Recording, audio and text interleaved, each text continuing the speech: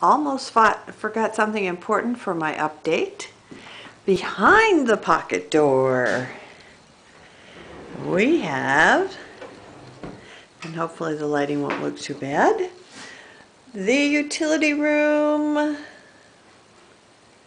Guess what? Washer dryer coming soon. Sink, water, and I know I can't resist doing this, so I won't.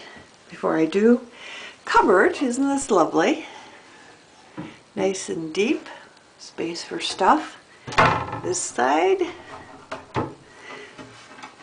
hot water heater, very nice.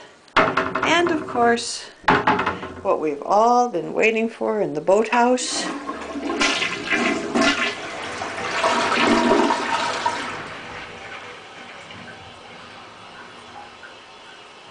Ta-da!